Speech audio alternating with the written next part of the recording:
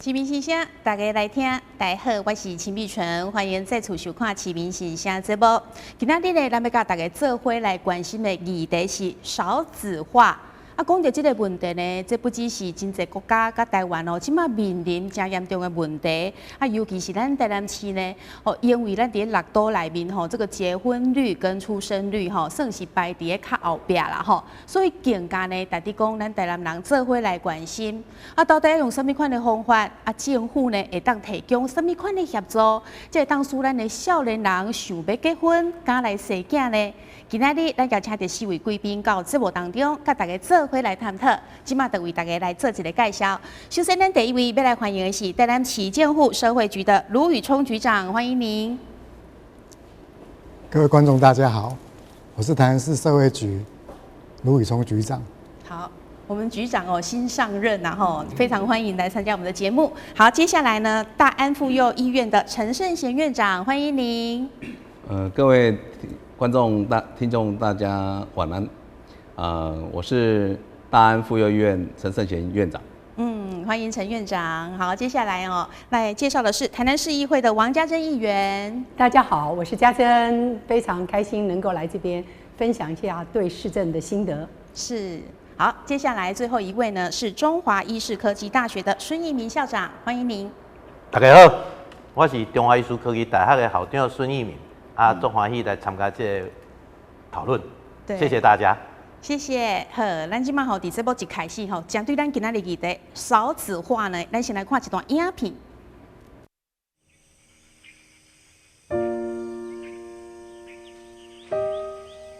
台湾出生人数再创新高，对2020年开始，已经连续3档出现出生数比死亡数较低现象。2022年新生儿数量竟击破14万大关，是台湾共和以后上低一档。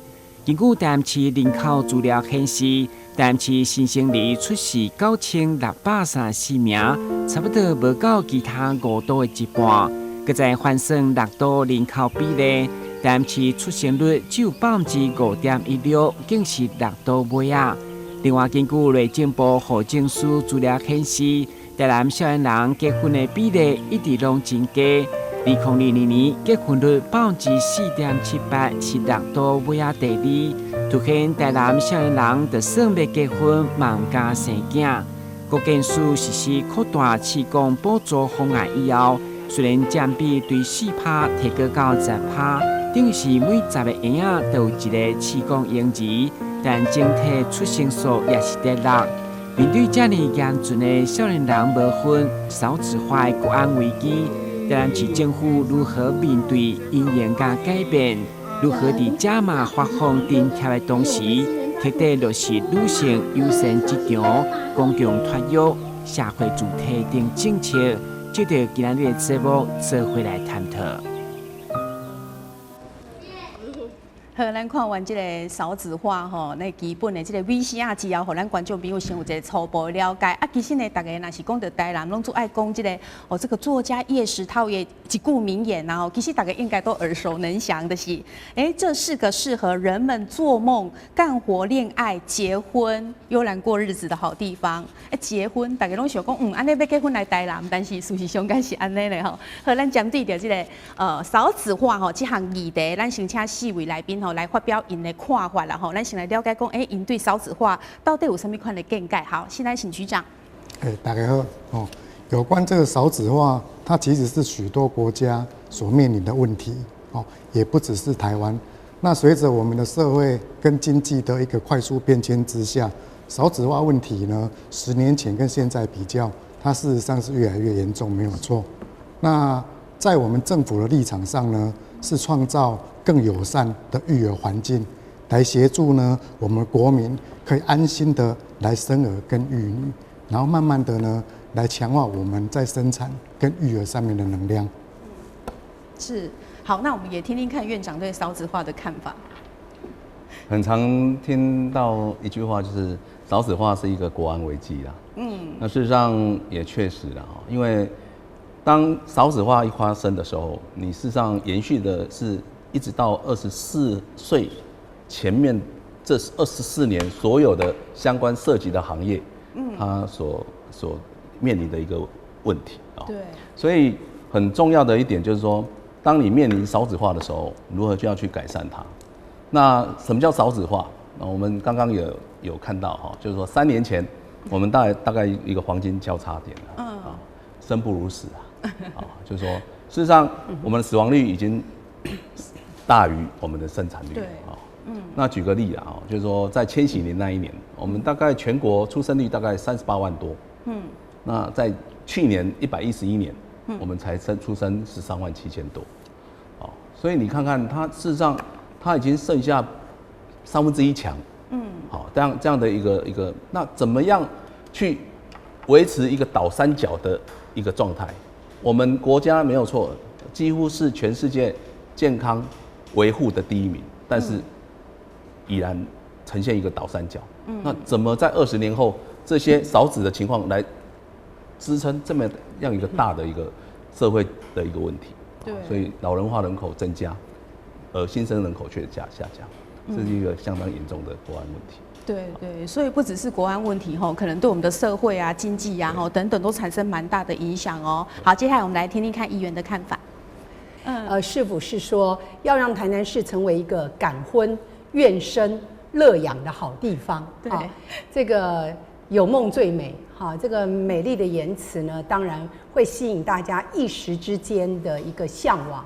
但是怎么样落实政策面，怎么样让黄伟哲市长谈到的这6个字，成为真的？我想这是市政府该下功夫的地方。在这个议题上呢，这么多年我在市议会提了很多次，但是我认为根本的问题不是台南市的问题而已，而是全球都有一些思想上的一些改变。譬如说，我们小时候接受到一些观念是说，这个多子多孙多福气，现在绝对不可能有人告诉你多子多孙多福气啊。那因为小时候整个的社会氛围或者我们所受到的教育是鼓励我们家是应该有阿公阿嬷，然后兄弟姐妹以及你自己的可能的一个家庭，这算是一个大家认为传统的一个家庭的一个概念。可是现在的家庭呢，已经剩譬如说你自己一个人，甚至可能是顶客族2个人。所以我认为在观念上的改变，也是我们这个世代大家不婚不生很重要的因素之一。当然你逃不掉经济问题，逃不掉大家对于高房价年轻人几乎是不可能靠自己负担，那买不起房子，对于愿不愿意结婚这个念头呢，我想就会产生很大的一个阻力了。再加上现代教养子女，我觉得那个还是讲这句话，观念的转变，大家不认为说养儿可以防老了，反而认为把自己照顾好，远比你寄望所谓的养儿防老的观念来得更务实一点。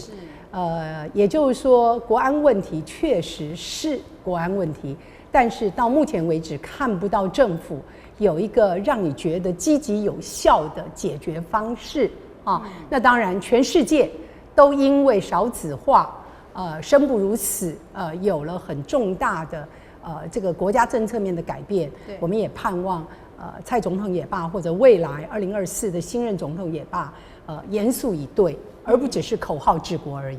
是没错，所以这个问题确实是世界各国都面临，然后从中央到地方呢，确实也都有要想办法，看有什么政策可以让大家想要结婚、想要生小孩。好，来，我们请校长。我想今天我们来参加这个讨论实在是我站在我们跟学校方跟很多年轻人在相处。是。那我想我们所遇到的，他们所的反应就是以目前来讲的就业薪水的低，还有在整个物价的上涨，还有甚至于就是房价的这种高涨，让他们在于结婚生子跟育儿这一块，真的有了很重大的压力。所以你会发现他们会却步，不敢去做这个结婚生子，甚至结完婚就不敢生了，因为这也是个压力。他们宁愿养宠物、养猫养狗也不愿意再去生个小孩来养。对，现在很多。对，所以我是觉得说，要让他们怎样减轻这样的压力，让他们愿意结婚传宗接代。我想刚刚很多的来宾也都讲，这是国安问题。那议员讲了，也是政府应该勇敢来面对的哈。那所以如果能够调整这个整个就业环境，好让他的工作有保障，那薪资结构也都能够调整。那甚至我们政府一直在说的这个打房的这一块，对，然后能够有所来做调整。减低他们这些压力的话，我想这些年轻人应该就会愿意来结婚生子。那我想也是我们未来要共同面对的问题。对，没错哎，所以来宾这样讲哦，听起来其实就是说，世界各国哈，然后我们台湾啊、台南市等等呢，其实都面临这个少子化的问题。那除了说思想观念的改变以外，很多都是来自于这个经济的压力啦，然后上班啊，然后高物价，大概得讲哦，惊讲哇起不起唔敢生，这个也是蛮重要的一个问题哈。好，我们记者呢也实地哦到我们那个台南市的大街小巷去随机抽查，应该是说随机去访问了几位民众，为什么不想结婚？或者是为什么不敢生小孩？我们来看他们怎么讲的。现在双薪生活，所以可能课后或者是小朋友下课后放假，会没有人可以顾，没有后援的话会比较麻烦。对，希望政府做些什么样的协助？什么样的协助哦？比如说，因为虽然说现在有育婴假，但是很多公司行号不见得会真的让你去请，那或者是说，可能你课后的一些托育补助啊，那些其实都还是可能看得到，不一定请得到。教育费吧，我觉得现在的教育不只是一般要供养他读书或者什么，可能还要再培养一些其他额外的专长的话，他那些就是额外的费用会比较高。那如果说政府能够再补助一些提拨一些什么，可以让他们学一些其他兴趣或专长的话，那应该会比较好。就对于我们爸妈的负担应该不会到那么大啦。你育儿补助不是一名就大概5万块或是起跳，不是那个生第一个才几万块，第二个几万块，这样逐渐的递加上去，我觉得这样诱因不大。然后育儿之后的一些婴儿的补助用品这些，我觉得相对上政府也应该要多一些政策出来，才会鼓励女生想要去结婚生小孩这样。因为现在薪水可能没有到一定的程度，然后房子也比较贵，那生小孩的话一定会要自己有自己的房子嘛。对，所以可能花费上就是会变得比较难去负担。所以社会住宅对你来讲蛮重要的，对不对？对。好，所以这是咱看到其中一部分。我们记者访问做这人，然后可是大部分就是听起来，很多真的都是在讲说，哇，可能自己的薪水啦，或者是课后就是下课之后的小孩怎么带啦，哇，还有这个高房价啦，就是可能是大家的心声，就觉得那是到底是要那生囡仔啦，家己拢饲不好，还是要那饲囡仔嘞？好，那我们来了解一下出生率好了。那我们就请那个陈院长来跟我们民众讲一下，说目前这个出生率它的变化到底是怎样？我们千禧年那一年是龙年，那年出生率全国38万多，那在去年一整年，我们大概生了13万7千多啊，所以你就知道说它事实上已经下降了将近1/3啊。所以我这里特别整理了一些资料哈，那我把一些数字转换成一些折线图跟那个柱状图，这样比较明显。好，大家可以看到这里哈，我从96年到111年这15年之间。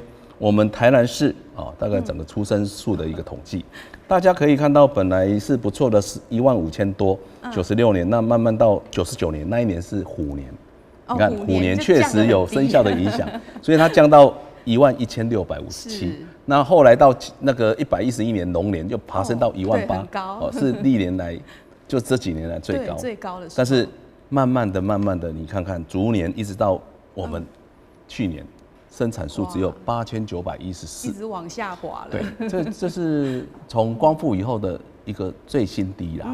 很可怜，整个大台南地区才生了8000多个，所以这个是一个相当一个严重的问题。是。那接下来我们来看看说，在跟全国的出生数的一个统计来看也确实，你看龙年也是22万9千那当然不能跟千禧年38万来比啦。是它其实是以整个几十年来30年来看，它是整个是在往下掉，但是龙年还是有在上升，那之后就又一直往下掉所以到去年是13万7千多所以这是那你看我们台南市，事实上以这样的幅度看起来，大概从15000多掉到8900多。那当然，在下面这一张跟全国的大数据来看，你看不出它的一个幅度的升迁啊。是。那这张我是用全国的出生数跟我们台南市的一个出生数来所占的比例。是。那我们就可以看到，我们从96年7.43%，一直到那个龙年那一年啊，就是101年。就是7.86%有上升，但是一直就开始从龙年之后就一直往下掉，哇，一直掉到6.49%。哦，那这是什么意思呢？就是表示说，我们事实上我们大台南地区的出生数跟全国的出生数来比，是一直往下掉。这是百分比哦，并不是出生数哦。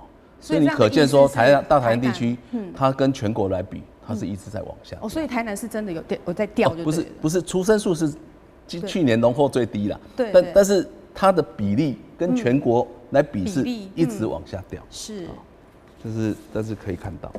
那最后我这一张特别来给大家看就是说，这是我用106年到110年，这5年，你看看大家来看就是说，24岁以下，现在出生数在以前的那个古时代这个年龄是最出生最多的年龄了，对。但是你来看我们大概从30岁到34岁37.59%，然后35到39岁也占了25.94%，那40岁以上竟然占了5.19%。那你看看这种30岁以后的竟然占了70%，哇！尤其但是它也是逐年下降，没有错。是。那你看35到39岁也竟然占了1/4。那最可怕的是40岁以上的竟然逐年攀升。对吗？从去年来到629个，哇！那你就知道说，那以前大家都说超过30几岁就觉得是高龄产妇，结果现在竟然是30、40岁、40岁还这么多人在生小孩。现在平均生第一胎是31.7岁，哇！所以你就知道其实这底下就有很多它的因素存在，就很晚婚就对了。那接下来我想我们现场各位专家学者就可以来谈谈这些。为什么会导致现在这样的一个趋势？对，好，所以这样子，我们根据院长所提供的这些数据我们看得出来说，哇，这个出生率确实就是除了这个那个龙年有上升，然后后来就一直下降，然后台南市跟全国的比例比起来也是算是比较低。然后另外就是说，为什么大家结婚本来就24岁以前，那其实就是说这样子生的话，可能人家会说这样小孩品质比较好，因为之后你越高龄其实是比较危险的啦结果现在竟然就是很多人平均31岁才生，然后呢40岁以上生的还这么的多。哇，所以这个就是代表说大家越来越不敢结婚，因为可能20几岁的时候刚出社会还在赚钱，谁敢结婚？怕说自己的那个事业呀，然后钱也赚不够，怎么敢结婚？好，这个真的是可以带给现场观众很多讨论的一个空间啦好，那刚才我们有听到街访的时候有一些我们的这个朋友就是台南市民，他们有反映的一些问题，说为什么他们不敢生？好，那我们请教一下局长。局长，虽然您刚才台南市上任，但是就您的看法是，你觉得说为什么这个生育率、出生率会比较低呢？好啊，那大家不敢生。刚刚院长呢有说明了我们台南市在这几年来的一个出生率，那也确实逐渐降低。对，那其实包括全球跟台湾呢各个都市也都在降低当中。那我想这也是一个国际性的问题。那如果是在我们台南的话，那根据呢在前一阵子的行政院颁布的我国少子化对策计划的一个这个计划当中呢，它要指出来，除了我们的一个观念跟意识改变之外，其中有4个原因。第一个是呢，晚婚跟不婚，这会影响到呢我们的生育人数。第二个是呢适婚适龄的一个妇女生呢，她的生产年龄延后。所以它的胎次呢是会减少的。那第3个是呢，实在的育儿成本呢是逐渐变高。那在我们的家庭经济负担是有逐渐变重。那第4个我们生产的妇女们呢在家庭跟就业这2个要兼顾，其实是不容易。所以呢也影响到生育的意愿以及我们劳动参与率。所以这大概是呢在我们这几年探讨的一些我们少子化的一个原因。对对，所以这个讲的确实就是真的是反映，就是问题就是出在这里，然后但是就是到底呢要怎么样去解决，解决这些问题，我们看得到问题了嘛？怎么解决？后续我们再来请教局长。好，那议员就您来看的话，你觉得说？这个反正现在就是说，你如果对啊，刚刚局长有讲到，你如果结婚晚了嘛，那你生的胎数当然少。那你不结婚，有些人又不生啊，你当然很多的，也有人是未婚生子没错，但是大部分都是结完婚才生。那你结婚率低，生育率也会低呀、那你怎么看呢？我说过我在议会谈了不止一次，要求台南市政府做一个青年局。青年局，因为你要解决所谓的不婚不育的问题呢，坦白讲，它真正的源头是需要找出来的哈。以前古早的时候，我想我们的阿嬷那一代，生个5个孩子，对，一点都不算多。哈，甚至一家7仙女啊，为了要生个儿子，7、8个这个，然后是。这个吃饭的时候不是怎么样一个方法，大家外面玩回来了，一起吃饭，哥哥照顾弟弟妹妹，这样一路下去。可是现在呢，生一个孩子，那个孩子是阿公阿嬷，可能6个大人，包括父母亲在照顾这个金孙这个宝贝，对，这个心肝，对不对？我觉得环境的变迁是我们所谓的不婚不育、少子化很重要的一个因素。因为过去是农业社会，甚至讲欧美国家也是越来越科技化嘛，那再加上说我们台湾人现在受教育的也不只是上大学，大家像读硕士，OK 哈，觉得读书很重要，然后读书的时候谈个恋爱可以，可是不适合结婚。但是呢，至少在我那一代，我觉得好像大学毕业以后结婚不算是特别稀罕。现在你大学毕业，胆敢说你要去结婚了，你要娶妻了，你要嫁人了，人家会笑你。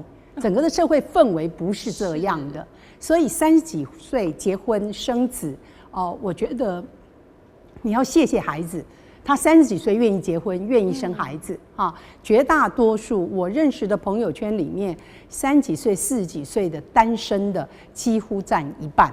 对，就是说他们不结婚。不生育子女哈，我觉得社会成本太高，当然也是真正的个别来讲是他们考量的关键。可是如果作为政府来讲的话，你政府的存在就是要来解决问题的哈。那这个民党政府这么多年，他不是没有看到国安危机，但是我觉得他解决问题的执行的手段以及策略，坦白讲到现在一直看不出成效。我说白一点，做民代，我们的责任就是告诉政府这个问题你要想办法解决，所以是他们要想办法来解决。为什么台湾人现在生不如死？也不要去讲全世界都生不如死。那你说台湾需不需要我们有将来有好的劳动力，好的，甚至你可能跟对岸要打仗啊，跟怎么样，你都需要有壮丁，你都需要有这个聪明的新生代。来让国家更富强，更能够应对全世界的竞争，对不对？那这些方面呢，是要政府要拿出作为来的。我一直强调，不好意思，开个玩笑讲，做民代的责任是盯着政府。我说过，我跟黄生讲了不止一次，你做出青年局来。那譬如说，你看到桃园张善政那边的桃园市，他不光是有青年事务局，他已经想到要去筹划妇幼局了。也就是说，他们很严肃的在面对不婚不生不养就养不了这个严肃的国安问题。对，所以其实这个问题真的要去正视它啦，然后你要想办法去解决，那这样子年轻人他们才敢结婚，才敢生嘛。所以针对这一点，我们台南市有得讲，起码因为你讲吼，生一个囡仔，可能你。一直是洗改期哈，然后就是那些什么牛奶啊、尿布不要算以外，他长大一点，然后又现在很多是什么，你还要去托育，因为我们要去上班，对不对？是小孩要托，然后要托育。另外就是说，可能现在小孩要学好多东西哦，安亲班啦，然后补习、补才艺等等，这些都是要花钱的哎。那这样子政府有没有给一些补助呢？我们来请教局长。好。那台南市政府这边呢，其实对于创造这个友善的一个育儿环境，事实上是有3个做法。第一个做法是呢，我们有发育儿津贴，这育儿津贴是呢，没有排付。那根据我们的这一个图版来看的话，我们会有2种状况。第一种状况是呢，如果你是自己照顾，或亲属照顾，或者是送托到未符合准公共化服务的保姆跟托儿中心的话，那这样子的话，你每个月可以领取的第1名子女可以领到5000块，如果第2名的话可以领到6000，第3名以上呢是领到7000，这是第一种的育儿津贴的补助状况。那第2种状况是，如果呢你把孩子送到公社民营的托婴中心，或者是公共托育家园，或者是符合准公共化服务的保姆以及托婴中心的话，这一种状况每个月可以领取的金额呢，它有这样子的差别。如果你是送到公托跟家园，第1名子女呢可以有5500块的补助，第2名子女呢是有6500块的补助，第3名子女呢是有7500块补助。那如果你是送到准公共化保姆以及托婴中心的话，第1名子女呢是补助8500块，第2名子女呢是补助9500块，第3名子女呢是补助11500块以上。所以呢，这个是我们第一个策略，就是对于呢我们的育儿是呢津贴来协助我们的爸爸妈妈家长们呢来养孩子。第2个策略是呢我们有发生育奖励金。这生育奖励金呢，从今年开始是没有排付那它是由呢民政局户政那边呢来申请发给。那这一个生育奖励金呢，今年开始调整了是呢第1胎、第2胎都补助2万块，第3、第4胎补助到3万块，第5胎以上呢是5万块。所以呢，这是第2个我们的奖励生育金。那第3个呢？有关于我们的一个托育支持的一个环境政策那这个包括说刚刚所讲的是呢现金上的补贴跟补助。那事实上，台南市政府社会局呢，也目前慢慢的来提供婴幼儿的一个家庭评价可进化的一个托育环境。所以事实上，目前在我们台南市已经设立有15个公共托育中心呢在收托当中。那另外还有呢13个公共托育家园以及2处公社民营托育中心。那预计呢，我们在这2到3年之内，会再增设15处公社民营托婴中心，让呢我们的爸爸妈妈们我们家长们可以安心的把孩子呢送到我们的托婴的一个中心，接受比较好的一个托育环境。那目前呢我们的一个受托率呢，已经达到97.72%那慢慢的呢，我们也在扩增，也呢可以接收更多的家长把孩子送来托育。那这个就是呢我们的一个良好的托育环境。那另外，我们台南市政府社会局也有推动了临托喘息还有居家安胎服务，还有呢到宅坐月子的媒合平台，还有呢育儿指导等等的支持服务这一些作为呢是非现金式的。我们也希望呢有更多台南市的家长爸爸妈妈们呢，可以呢增加生养意愿。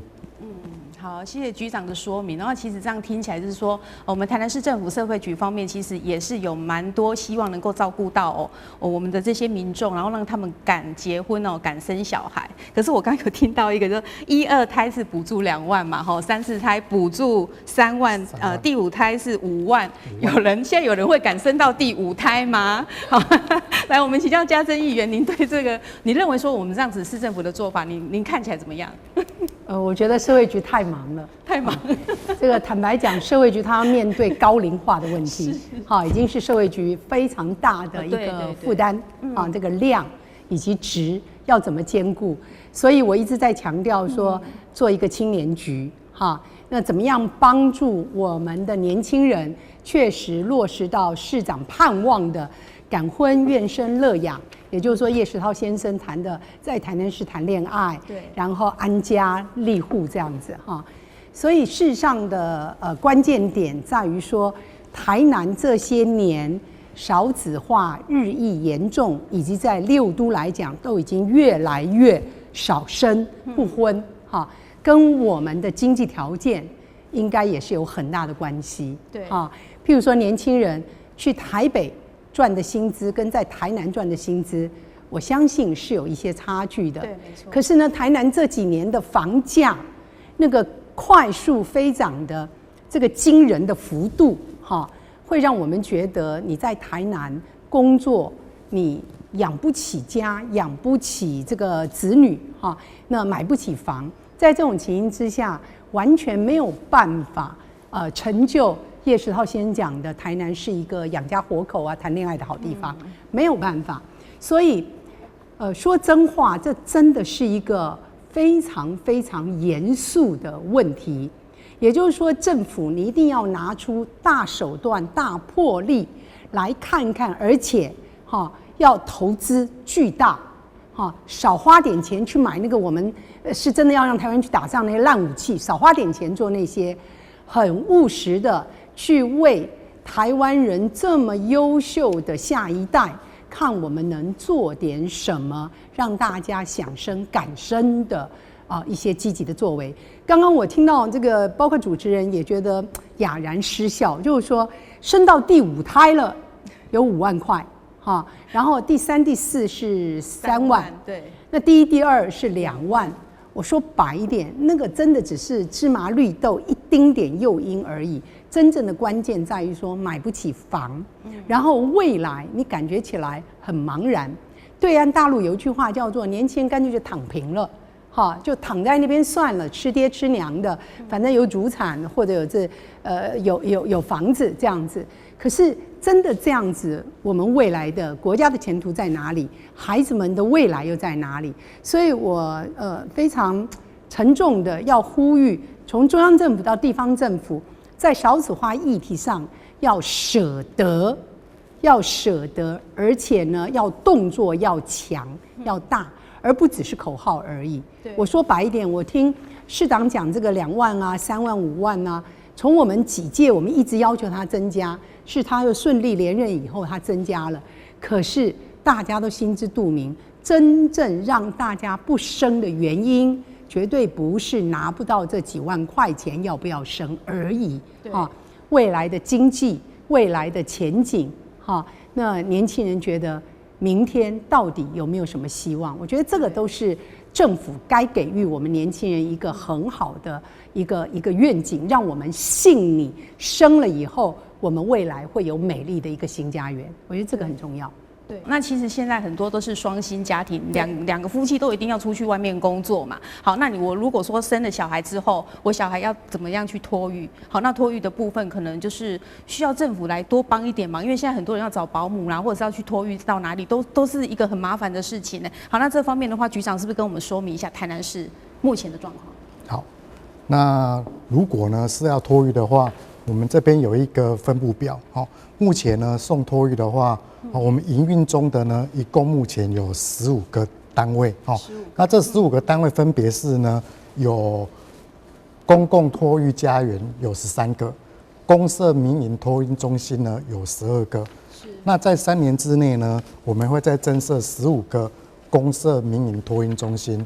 所以呢，在未来台南市呢至少会有15个据点呢，来提供我们的爸爸妈妈家长们呢，把孩子送来托婴中心，来协助各位创造一个更友善的一个支持儿童的一个支持环境。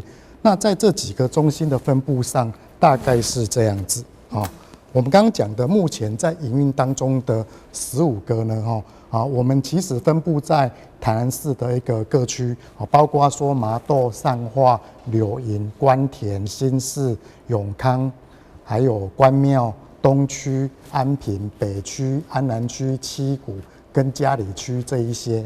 那未来还有15个呢，将会呢设更多，把我们台南市的涵盖率呢再做增加。所以如果你是送托的话，那我们目前的一个发展状况跟规划是这样子。那另外一个，如果你没有送托，你呢是想找保姆或者是自己来养孩子的话，这个呢在我们台南市呢有设立4处的居家托婴服务中心。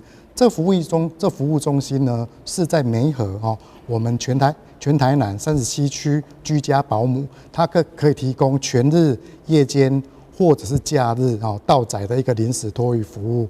那目前呢，如果你临时有事情想要托育你的孩子的话，在今年到明年呢，我们会设立17个定点临托的一个服务点。那包括说呢，这17个包括公共托运家园有12处，刚刚有提到的这个可以提供呢，我们的家长们呢把孩子呢送来短期的临托。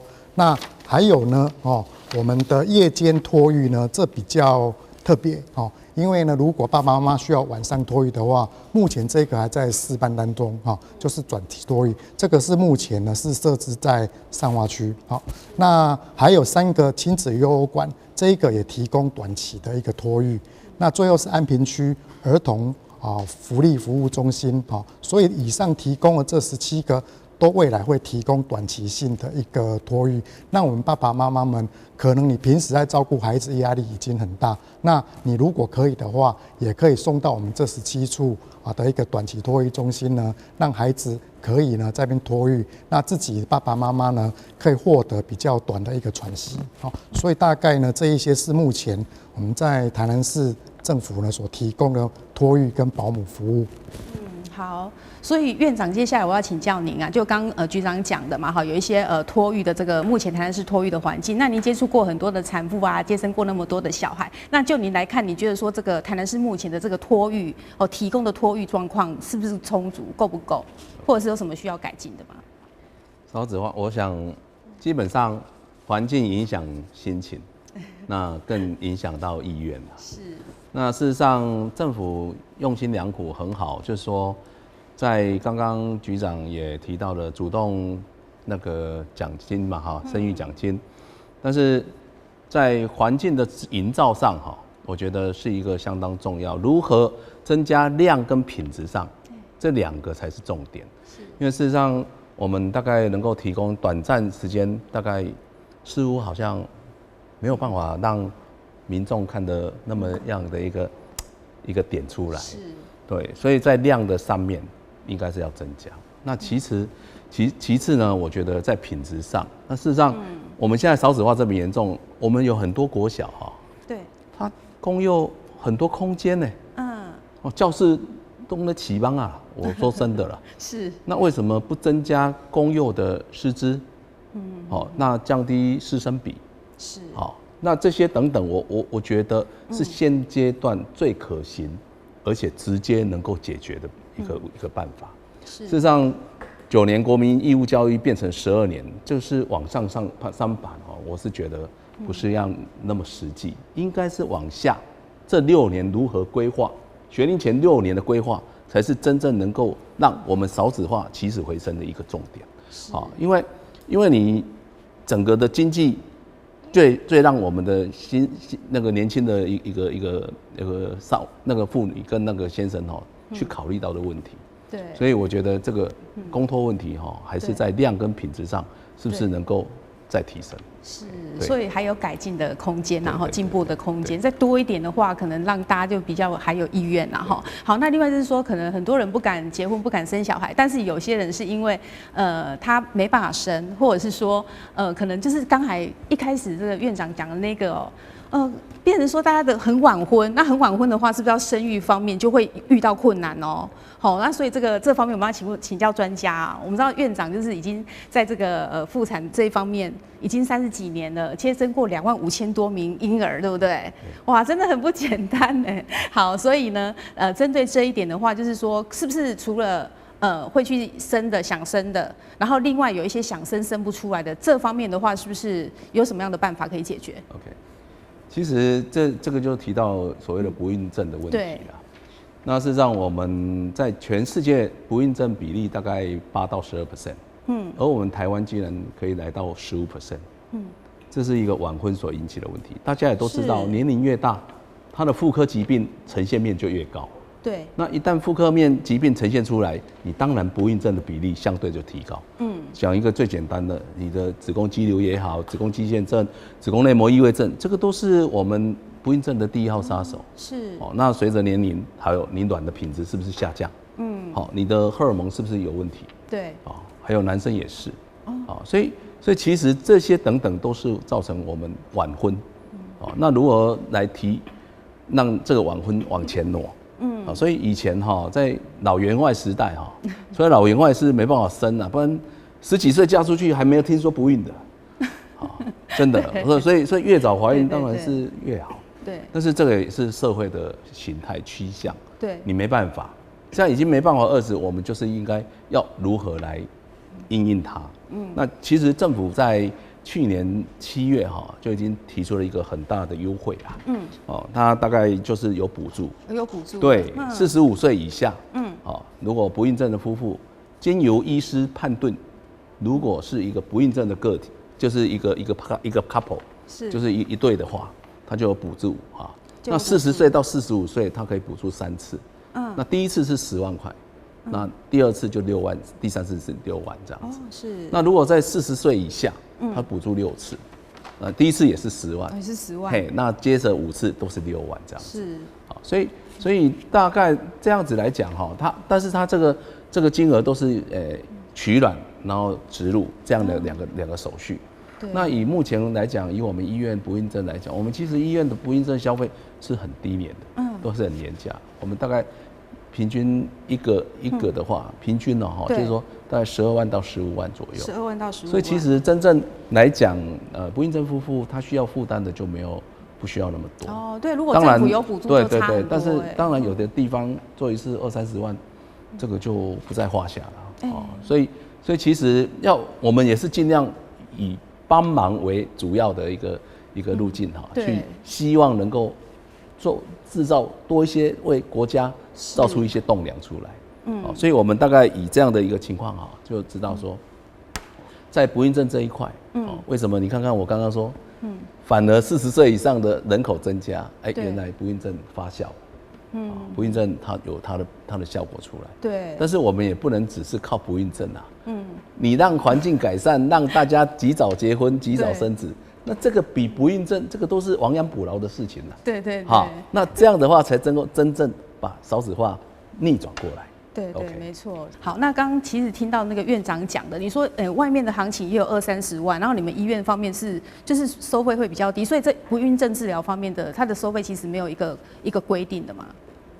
它本来就没有一个固定的价格，没有一个固定的价格。它不是说挂会让你固定，那连现在连挂会也有落差的啊。对，像我们医院其实，因为我们医院是坐落在中西区，那我们的病人主要来自安平，然后南区，那事实上这些劳务公务多的群众居多，所以他没有办法提供那么多的，所以我们尽量能够去帮助别人。我们并不是用高价来那个。对，所以其实也是有一个做公益的一个念头，对不对？本来医疗就是要以服务大众为主要的一个信念。对，哇，这真的医院很棒。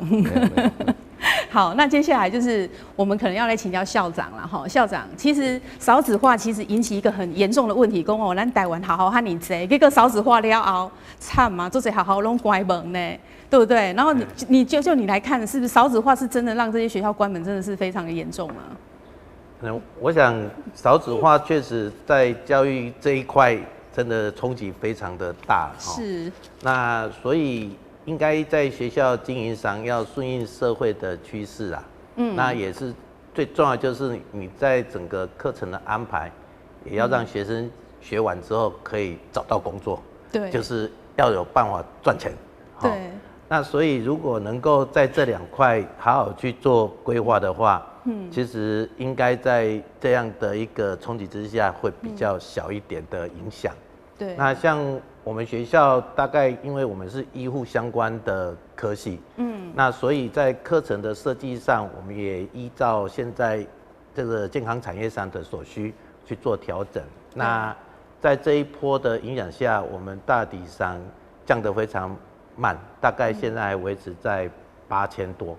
但是我想每一间学校都要戒慎恐惧，因为诚如主持人所说的招生的总数比生源数真的大很多。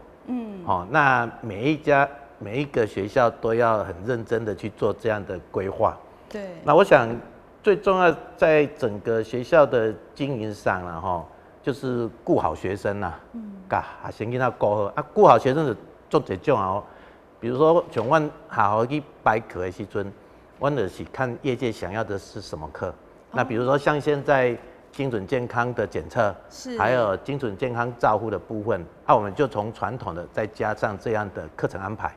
那另外，因为我们是科大，所以我们也会聘请相关的一些大师、业师，比如说我们聘请台北一工的米其林3星主厨陈伟强来我们这边做参与跟实验的上课，那也安排我们的学生务必要实习，也不能够教一教这些学生到业界根本衔接不上来，那反而造成他的一个失业，所以安排好的业界来跟他们做链接实习，我想是很顺利的让他们能够找到工作。